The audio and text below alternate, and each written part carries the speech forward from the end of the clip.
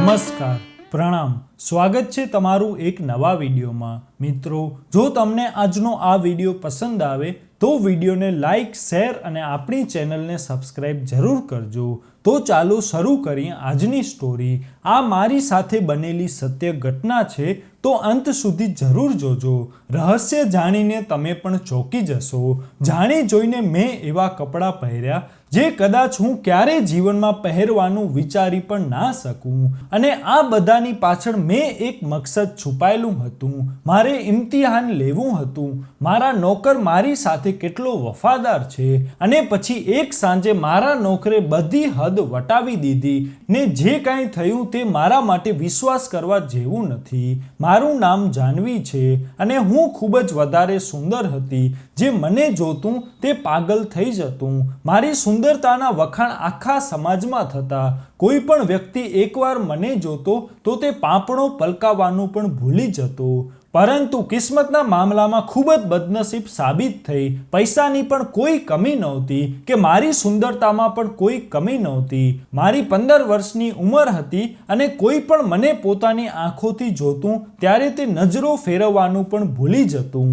હું ઘરેથી નીકળતી ત્યારે બધા વ્યક્તિઓની નજર મારા ઉપર જામેલી રહેતી। મારી આ જ સુંદરતાના લીધે મારા માતા પિતાને મારી ચિંતા થવા લાગી। મારા માતા પિતા એમ પણ જલ્દીથી જલ્દી મારા લગ્ન કરીને તેમની જવાબદારી પૂરી કરવા માંગતા હતા। હકીકતમાં હું એક ખૂબ જ સારી ફેમિલીમાંથી હતી, જ્યાં કોઈ પણ આઝાદ જિંદગી જીવવા માંગતું હતું, અને મારા માતા પિતા પણ મારા લગ્ન પછી આવી જ એક આઝાદ જિંદગી જીવવા માંગતા હતા।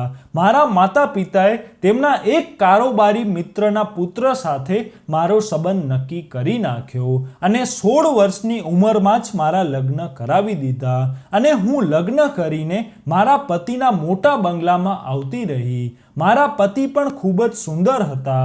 અમે બંને એક સાથે ઊભા હોય ત્યારે લોકોની નજર અમારા ઉપર ચોંટીને રહેતી। દરેક લોકો અમારી જોડીની ખૂબ જ તારીફ કરતા અને નજર લગાવતા, અને હું સાંભળીને ખુશીથી પાગલ થઈ જતી કે ભગવાને મારા ભાગમાં બધી ખુશીઓ લખી દીધી છે। મારા માતા પિતાના ઘરે તો હું એકલતાનો શિકાર રહી હતી, પણ હવે મને ચેતનના પ્રેમે પૂર્ણ કરી દીધી હતી। પરંતુ હું એ ભૂલી ગઈ હતી કે સુખ દુઃખ પણ જિંદગીનો એક ભાગ હોય છે। મારા અને ચેતનના લગ્નના 4 વર્ષ થવાના હતા, પરંતુ ભગવાને અમને સંતાનની ખુશી નહોતી આપી।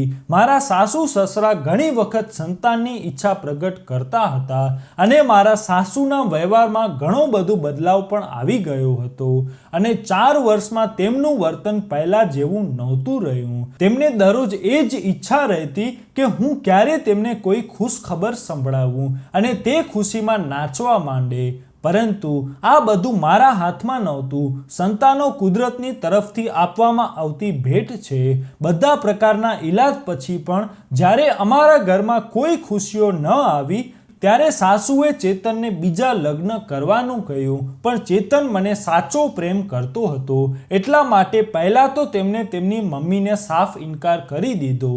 પરંતુ દરરોજની વધતી જતી જીદના દબાણના કારણે તે મને લઈને એક બીજા બંગલામાં શિફ્ટ થઈ ગયા। મને લાગતું હતું કે કદાચ હવે જિંદગીમાં થોડી શાંતિ થઈ જશે, પરંતુ મારો આ વિચાર થોડા દિવસોનો મહેમાન સાબિત થયો।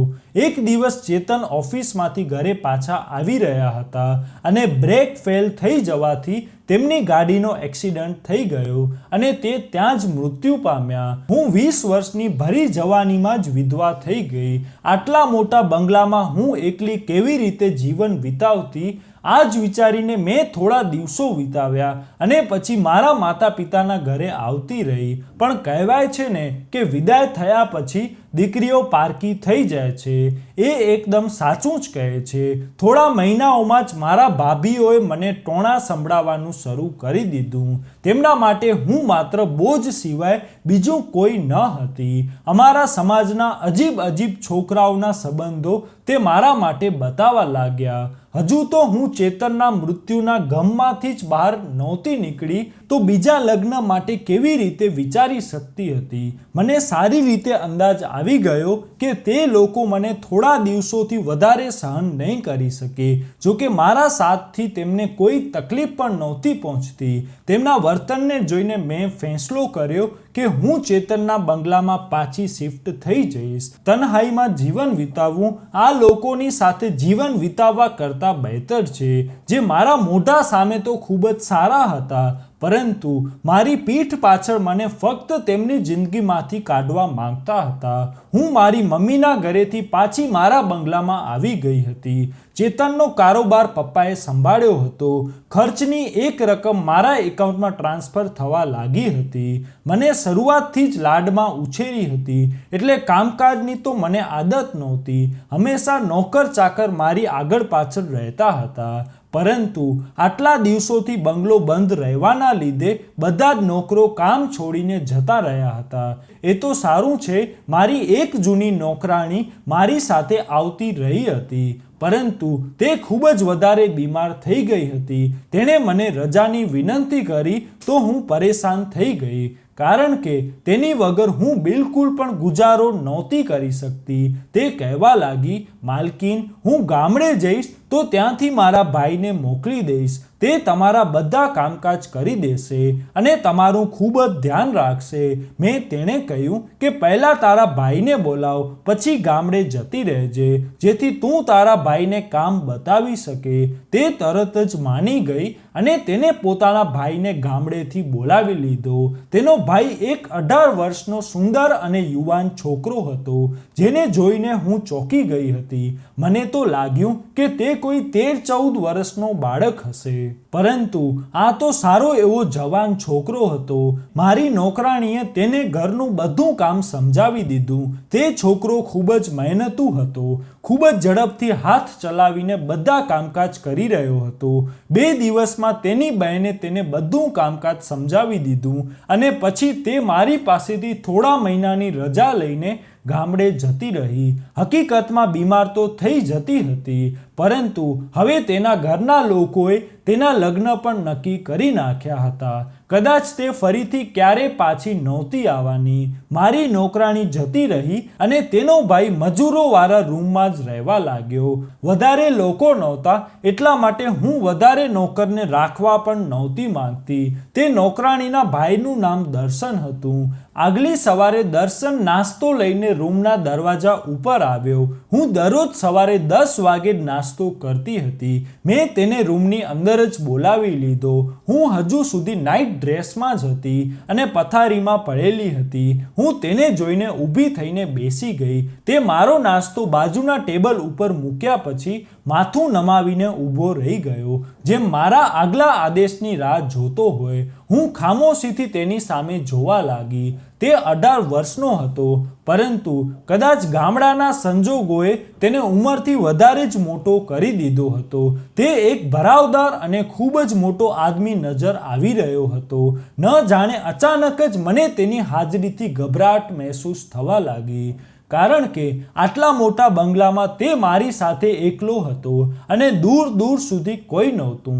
આ વિચારીને જ મને બીક લાગવા લાગી હતી કે હું પણ યુવાન છું અને એમ પણ મારી સુંદરતા ઉપર તો ઘણા વ્યક્તિઓ મરતા હતા. ક્યાંક દર્શનની નિયત બદલાઈ ના જાય. મેં કંઈ પણ વિચાર્યા વગર જ એક જવાન છોકરાને મારી પાસે રાખી લીધો હતો, જ્યારે મારે આ વાતનું ધ્યાન રાખવું જોઈતું હતું, કારણ કે હું પોતે એક જવાન વિધવા છું અને આટલા મોટા ઘરમાં એકલી છું.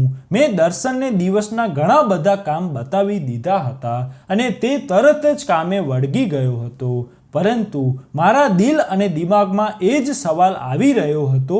મેં વિચાર્યું હતું કે કોઈ ભરોસાવાળી નોકરાણીની વ્યવસ્થા કરી લઈશ અને પછી દર્શનને કાઢી મૂકીશ. મને મારા ઘરેથી આવ્યાના ઘણા દિવસો થઈ ગયા હતા, પરંતુ મારા ઘરેથી હજુ સુધી કોઈ મને મળવા માટે નહોતું આવ્યું. મારા માતા પિતા તેમના પોતપોતરીમાં એટલા બધા વ્યસ્ત હતા કે કદાચ તેમને મારી એકલતાનો અહેસાસ પણ ન હતો. સાસરીવાળા લોકો તો પહેલેથી જ મને નાપસંદ કરવા લાગ્યા હતા.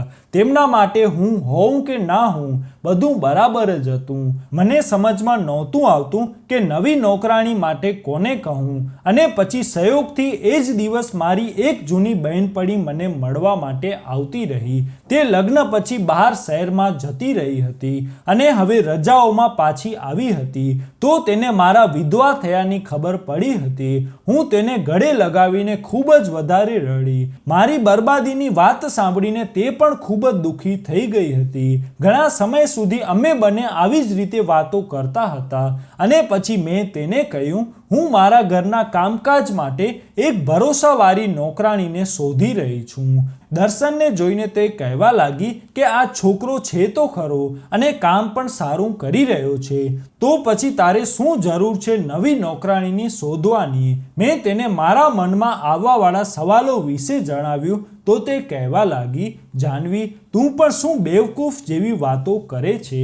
પોતે જ કહું છું કે તેની બહેન વર્ષોથી તારી વફાદાર નોકરાણી છે અને દર્શન પણ ખૂબ જ શરીફ છે. પાછી પોતે જ પરેશાન પણ થઈ રહી છે.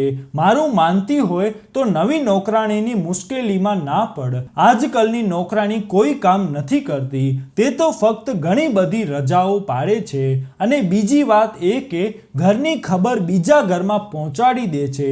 તું તો એમ પણ એકલી રહે છે. ભગવાન ના કરે કે તને તે નોકરાણી કોઈ નુકસાન પહોંચાડી દે. મારી બહેનપણીની વાત સાંભળીને તો હું વધારે પરેશાન થઈ ગઈ. તે બરાબર તો કહેતી હતી. દર્શન ઉપર તો હું એમ પણ ખૂબ જ વધારે ભરોસો કરતી હતી, પરંતુ એકદમ નવી નોકરાણી ઉપર કેવી રીતે ભરોસો કરી શકતી હતી? જતાં જતાં તે કહેવા લાગી કે જો એવું જ હોય તો દર્શનનો ટેસ્ટ લઈ લે. દૂધનું દૂધ અને પાણીનું પાણી થઈ જશે. તેની વાત મને થોડી સમજ પડી ગઈ હતી. તેની સલાહ મને ઠીક જ લાગી હતી. મેં વિચાર્યું કે હું એકવાર દર્શનનો ટેસ્ટ લઈ લઉં અને જો તે પાસ થઈ જશે તો હું તેને હંમેશા માટે મારી પાસે રાખી લઈશ. કારણ કે તે બંગલાને છોડવાનો અને બીજા લગ્ન કરવાનો મારો કોઈ ઈરાદો ન હતો. એમ પણ મને વાતનો યકીન આવી ગયો હતો કે કુદરતે મારા નસીબમાં સંતાન નથી લખ્યું, તો પછી બીજા લગ્ન કરીને પણ મને શું મળતું? એટલા માટે મેં એકલા જિંદગી વિતાવવાનો ફેસલો લઈ લીધો હતો અને આ મારા ફેસલાને લીધે મારા માતા પિતા મારાથી દૂર થઈ ગયા હતા. તે બંને જલ્દીથી જલ્દી મારા બીજા લગ્ન માટે દબાણ કરી રહ્યા હતા. મેં ચોખ્ખું કહી દીધું હતું કે હવે મારી જિંદગીમાં બીજા કોઈ પુરુષની કોઈ જગ્યા નથી. મેં એકલું રહેવાનો ફેસલો કરી લીધો હતો અને દર્શનનું ઇમ્તિહાન લેવાનું પણ વિચારી લીધું હતું. હું પૈસા અને ઇજ્જત બંનેના મામલામાં તેનો ટેસ્ટ લેવા માંગતી હતી. એટલા માટે સાંજના સમયે જાણી જોઈને ખૂબ જ વધારે પૈસાથી ભરેલી બેગ રસોડામાં મૂકી દીધી અને પોતે પોતાના ઘરમાંથી બહાર જવા નીકળી ગઈ. હું જોવા માંગતી હતી કે આ તે બેગ સાથે શું કરશે. 2 કલાક સુધી હું બજારમાં ફરતી રહી. ઘરનો જે પણ જરૂરી સામાન લેવાનો હતો તે લઈને હું ઘરે પહોંચી તો તે બેગ ત્યાં હાજર ન હતો. દર્શન પણ મને ઘરમાં ક્યાંય નજર નહોતો આવ્યો. મારું હૃદય ખૂબ જ ઝડપથી ધડકી રહ્યું હતું. બધો સામાન લઈને મારા રૂમમાં આવી તો એ જોઈને આશ્ચર્યમાં પડી ગઈ કે તે બેગ મારા રૂમમાં રાખેલી હતી. જલ્દીથી મેં તેને ખોલીને જોયું તો એમાં બધા પૈસા જેમ હતા એમ જ હાજર હતા. એક ક્ષણ માટે મને શાંતિ થઈ ગઈ કે દર્શનની નિયત પૈસા ઉપર ખરાબ નથી, પરંતુ બીજા ક્ષણે મને ખ્યાલ આવ્યો કે બની શકે છે કે તેને ખબર જ ના હોય કે આમાં પૈસા છે. એટલા માટે મેં બીજી રીતે તેનું ઇમ્તિહાન લેવાનું વિચાર્યું. રાત થયા પહેલા દર્શન આખા ઘરમાં એક નજર નાખીને તેના રૂમમાં સૂવા માટે જતો હતો. મેં જાણી જોઈને થોડા પૈસાને તેના રૂમમાં જવાના રસ્તા ઉપર ફેંકી દીધા. મને વિશ્વાસ હતો કે તે પૈસા દર્શનની નજરમાં જરૂર આવશે. હું મારા રૂમમાં આવીને શાંતિથી આડી પડી ગઈ અને હું સવારની રાહ જોતી હતી. હું જોવા માંગતી હતી કે આ ઇમ્તિહાનમાં તે કેવી રીતે પાસ થશે અને પછી હું એ વિચારતી રહી કે આખી રાત કદાચ મને રાહ જોવામાં ઊંઘ નહીં આવે. પરંતુ આ મારી ભૂલ સાબિત થઈ. મને રૂમમાં આવ્યાની વધારે વાર નહોતી થઈ કે રૂમનો દરવાજો ખખડવા લાગ્યો. પહેલાં તો હું આશ્ચર્યમાં પડી ગઈ, પરંતુ દર્શનનો અવાજ સાંભળ્યા પછી મેં તેને અંદર આવવાની પરવાનગી આપી દીધી. તે માથું નમાવીને રૂમમાં આવ્યો અને મારી સામે પૈસા રાખીને કહેવા લાગ્યો કે આ પૈસા મારા રૂમના રસ્તા ઉપર પડ્યા હતા અને આ મારા નથી. દર્શનની આ વફાદારીએ મને આશ્ચર્યચકિત કરી દીધી હતી. તે પૈસા લગભગ 2 લાખ જેટલા હતા. દર્શનને કહ્યું, આ પૈસા તો મારા પણ નથી, તું ચાહે તો આ પૈસા રાખી શકે છે. હું તેને તેની વફાદારીનું ઇનામ આપવા માંગતી હતી. દર્શને હાથ જોડીને કહેવા લાગ્યો, મેડમ, હું મહેનતની કમાણી ખાઉં છું. હું નથી જાણતો આ પૈસા તમારા છે કે બીજા કોઈના, પરંતુ આ પૈસા મારા નથી, એટલા માટે હું તેને કોઈ પણ સંજોગોમાં નથી રાખી શકતો. એ ખાલી હાથે પાછો જતો રહ્યો અને પૈસા મારી સામે પડેલા રહી ગયા. મારું મન એ વાત ઉપર રાજી થઈ ગયું હતું કે દર્શનની નિયત એકદમ ચોખ્ખી છે અને તે ક્યારે પણ મારી કોઈ કિંમતી વસ્તુને હાથ પણ નથી લગાવતો. હવે ફક્ત એક જ વસ્તુ રહી ગઈ હતી અને તે હતી મારી સામે મારી ઇજ્જત. હું હજુ પણ જવાન હતી અને તે પણ યુવાનીના ઉંમરે પગ મૂકી ચૂક્યો હતો. આમાં અમારું એક સાથે બંગલામાં રહેવું ઠીક ન હતું. આ વાત હું પણ જાણતી હતી, પરંતુ કોઈ અજાણી વ્યક્તિને મારી સાથે નહોતી રાખવા માંગતી અને દર્શન આ ઇમ્તિહાનને પાર કરી શકે તો તે હંમેશા મારા માટે મારો વફાદાર બની જતો. અને એ જ વિચારીને મેં લાલ રંગની સાડી પહેરી અને મેકઅપ પણ કરી લીધો. જો કે વિધવા થયા પછી મેં ક્યારેય પણ આટલો મેકઅપ નહોતો કર્યો. મેં એક નજર દર્પણ ઉપર નાખી તો હદથી વધારે સુંદર લાગી રહી હતી. મારી નજરો પોતાની સુંદરતાને નજર લગાવી રહી હતી તો દર્શન કેવી રીતે મારી આ સુંદરતાને સહન કરી શકતો હતો. હું પૂરેપૂરી તૈયાર થઈને ડાઇનિંગ ટેબલ ઉપર જઈને બેસી ગઈ અને દર્શનને કહ્યું કે તે સાંજની ચા લાવીને મારી સાથે જ બેસી જાય. દર્શન સાંજની ચા લઈને આવ્યો તો મેં તેને જબરદસ્તી મારી સામે જ બેસાડી દીધો અને તેને તેના વિશે સવાલો પૂછવા લાગી. તે ક્યારેક મારી સામે નજર ઉઠાવીને જુએ અને પછી તરત જ નજર નમાવી લેતો. મને તેનો અંદાજ ખૂબ જ સારો લાગી રહ્યો હતો. તેને એકવાર પણ નજર ભરીને મને નહોતી જોઈ. દર્શન મારા બધા સવાલોના જવાબ ખૂબ જ સારા વર્તનથી આપી રહ્યો હતો. એવું લાગી રહ્યું હતું કે જેમ ઇજ્જતદાર અને સ્વાભિમાન હોય. સાચું તો એ જ હતું કે હું દર્શનના વ્યક્તિત્વને લીધે બેફિકર થઈ ગઈ હતી. તે ખરેખર એક ખૂબ જ સારો માણસ હતો, પરંતુ હું થોડા દિવસ હજુ તેનું ઇમ્તિહાન લેવા માંગતી હતી. એટલા માટે દરરોજ નવા કપડાં પહેરતી ને ક્યારેક તેને બેઠક રૂમમાં મારી પાસે બેસાડી દેતી અથવા તો ક્યારેક ગાર્ડનમાં બેસાડતી હતી. એકવાર રાતના સમયે હું તેના રૂમ પાસે પહોંચી ગઈ અને તેને બૂમ પાડીને બહાર બોલાવ્યો તો તે તરત જ આવતો રહ્યો. મેં ગુલાબી રંગનો નાઇટ સૂટ પહેરેલો હતો. મને વિશ્વાસ હતો કે તે આજે મને નજર ભરીને જોઈ જશે, પરંતુ તે આજે પણ માથું નમાવીને ઊભો હતો. મેં દર્શનને કહ્યું કે મને ઊંઘ નથી આવી રહી, મને કોફી બનાવીને આપી દે. તે મારી પાછળ જ આવતો રહ્યો. હું તેની સામે રસોડાના દરવાજે ઊભી રહી ગઈ. મારા વાળ પૂરેપૂરા ખુલ્લા હતા અને મારી નજરો દર્શન ઉપર જામેલી હતી, પરંતુ તે પૂરેપૂરો કોફી બનાવવામાં મગ્ન હતો. તેને કોફી બનાવીને મારી સામે મૂકી દીધી ને જે રીતે આવ્યો હતો એવી જ રીતે પાછો જતો રહ્યો. તેના આ અંદાજે મને પૂરેપૂરી ચોંકાવીને રાખી દીધી હતી. તેને કોઈક રીતે મારી સુંદરતાને નજરઅંદાજ કરી દીધી હતી. આ વાત મારા માટે એકદમ અનોખી હતી. કદાચ તે મારો ભરોસો જીતવાનો પ્રયત્ન કરી રહ્યો હતો, કારણ કે આજ સુધી મારી જિંદગીમાં જેટલા પણ પુરુષો આવ્યા હતા તે જ્યારે પણ મને જોતા ત્યારે નજર નમાવાનું ભૂલી જતા. એક સાંજે મેં બ્લેક કલરનું ખૂબ જ સુંદર ગાઉન પહેર્યું હતું અને વાળને ખોલીને એકદમ મસ્ત તૈયાર થઈ ગઈ. મને એ વાત ઉપર વિશ્વાસ આવી ગયો હતો કે દર્શન મારી ઉપર નજર નહીં નાખે. મારો સફેદ રંગ કાળા કપડામાં એકદમ ચમકી રહ્યો હતો. હું પથારી ઉપર આડી પડી ગઈ. મેં જાણી જોઈને દર્શનને રૂમમાં બોલાવી લીધો અને તે માથું નમાવીને રૂમમાં પણ આવી ગયો. મેં તેને કહ્યું, કહ્યું, મારું માથું ખૂબ જ દુખે છે, મારું માથું દબાવી દે. તો તે મારી નજીક આવીને બેસી ગયો અને તેના હાથથી મારું માથું દબાવવા લાગ્યો. મનમાં ને મનમાં હું વિચારી રહી હતી કે બસ હવે દર્શનનું ઇમ્તિહાન પૂરું થઈ ગયું છે. તે ખૂબ જ સારો વ્યક્તિ છે, હવે મારે તેને અજમાવવાની કોઈ જરૂર નથી. પરંતુ અચાનક જ દર્શને કંઈક એવું કહ્યું કે મારા હોશ ઉડી ગયા. તે પૂરેપૂરો બેકાબૂ થઈ ગયો હતો અને તેણે મારા પગ પાસે પડેલી ચાદર ઉઠાવીને મારા શરીર ઉપર નાખી દીધી અને મારાથી દૂર જઈને ઊભો રહી ગયો અને તે નજર નમાવીને કહી રહ્યો હતો કે મેડમ, હું હવે તમારી પાસે કામ નહીં કરી શકું.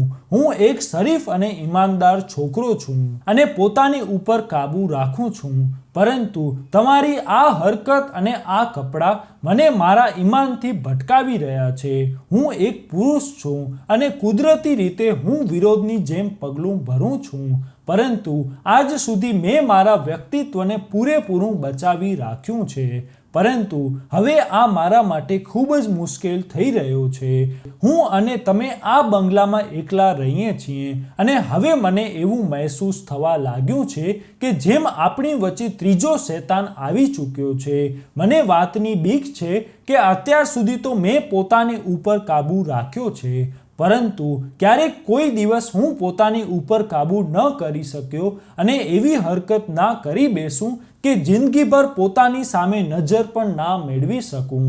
તે લાંબો ભરાવદાર પુરુષ મારી સામે ઊભો રહીને આંસુ વહાવી રહ્યો હતો અને મને મારા વર્તનને લીધે ખૂબ જ પસ્તાવો થઈ રહ્યો હતો અને તે તો ઇજ્જતથી કામ કરી રહ્યો હતો, પરંતુ હું જ તેની સાથે ખરાબ હરકતો કરવા લાગી હતી. ના જાણે હું તેનું ઇમ્તિહાન લઈ રહી હતી કે પછી પોતાને તેની સામે પેશ કરી રહી હતી. હવે મને અહેસાસ થઈ રહ્યો હતો કે મેં કેટલી મોટી ભૂલ કરી દીધી છે. તે સાચું જ કહેતો હતો કે જો કોઈ કમજોર પરિસ્થિતિમાં પોતાની ઉપર કાબૂ ના રાખી શક્યો અને મારી સાથે કંઈક ખોટું ખરું કરી બેસતો તો પોતાની ઇજ્જત પણ ખોઈ બેસતી અને તેને પણ કુપાત્ર સમજી લેતી, જ્યારે ભૂલ તો ખરેખર મારી જ હતી. તે પાછા જવાની પરવાનગી માંગી રહ્યો હતો. મેં તેની સામે હાથ જોડી દીધા અને તેને કહ્યું કે મને માફ કરી દે, હું તો બસ તારું ઇમ્તિહાન લેવા માંગતી હતી, પરંતુ હું પોતે જ નિષ્ફળ થઈ ગઈ હતી. હું તેની સામે પોતાને ખૂબ જ પસ્તાવો કરી રહી હતી. દર્શન કહેવા લાગ્યો, મેડમ, તમે ખૂબ જ સુંદર છો ને યુવાન પણ. તમારે મારા જેવા છોકરાને નોકર રાખવાની જગ્યાએ કોઈ સારા અને સંસ્કારી પુરુષ સાથે લગ્ન કરી લેવા જોઈએ. તો મેં તેને જણાવ્યું કે હવે મારો વિશ્વાસ સંબંધો પરથી ઉઠી ગયો છે, કારણ કે હું જ્યાં રહેતી હતી ત્યાં સંબંધો અને લાગણીઓની કોઈ હેસિયત નહોતી. મારા માતા પિતા થોડા દિવસો પહેલા જ અમુક મહિના માટે મારા મોટા ભાઈની પાસે અમેરિકા જતા રહ્યા હતા. એમ પણ જ્યાં સુધી તે અહીંયા હતા ત્યાં સુધી પણ તેમનું હોવું કે ના હોવું મારા માટે સરખું જ હતું. દર્શન કહેવા લાગ્યો કે આજે નહીં તો કાલે તમારે જિંદગીમાં આગળ વધવાનું જ છે, તો હું થોડા સમય સુધી તમારી પાસે નોકર રહેવા માટે તૈયાર છું, પરંતુ તમે કોઈ બીજા નોકરની વ્યવસ્થા જલ્દી કરી લેજો. હું એક ઊંડો શ્વાસ લઈને ઊભી રહી ગઈ હતી અને હું પોતાની અજ્ઞાનતાની એક વફાદાર નોકરને ખોઈ બેઠી હતી. હું જાણી ગઈ હતી કે તે હવે કોઈ પણ રીતે હંમેશા મારી પાસે નહીં રહે. થોડા દિવસો પછી દર્શનને ગામડાની એક છોકરીને મારી પાસે નોકરાણી બનાવીને રાખી દીધી અને પોતે મને અલવિદા કહીને હંમેશા માટે ગામડે પાછો જતો રહ્યો. આજે પણ હું જ્યારે દર્શનને યાદ કરું છું તો મારી આંખો ભીની થઈ જાય છે કે આજના સમયમાં એક ખૂબ જ સંસ્કારી માણસ હતો, જેને વારે ઘડીએ મોકો મળવા છતાં પણ ક્યારે મારી ઉપર ખરાબ નજર નહોતી નાખી. એક વાત સારી રીતે સમજી ગઈ હતી કે દરેક સંબંધ અજમાવવા માટે નથી હોતા. ક્યારેક આપણી અજમાવવાની રીત તે બીજા માણસને આપણાથી દૂર કરી દે છે. અમુક સંબંધો ઉપર અજમાવ્યા વગર વિશ્વાસ કરી લેવો જોઈએ. હું પહેલા દિવસથી જાણતી હતી કે આ એક સારો માણસ છે, પરંતુ તેને અજમાવવાના ચક્કરમાં હું તેને ખોઈ બેઠી હતી. મારી તમને લોકોને પણ વિનંતી છે કે પોતાના કિંમતી સંબંધોને જાણી જોઈને ક્યારે એવી હાલતમાં ના રાખો કે જેના લીધે તેમને તમારે ખોઈ બેસવું પડે. તો મિત્રો, આજનો આ વિડીયો તમને કેવો લાગ્યો કોમેન્ટમાં જરૂર કહેજો. અને જો વિડીયો પસંદ આવ્યો હોય તો વિડીયોને લાઈક, શેર અને આપણી ચેનલને સબસ્ક્રાઈબ જરૂર કરજો. જય શ્રી કૃષ્ણ.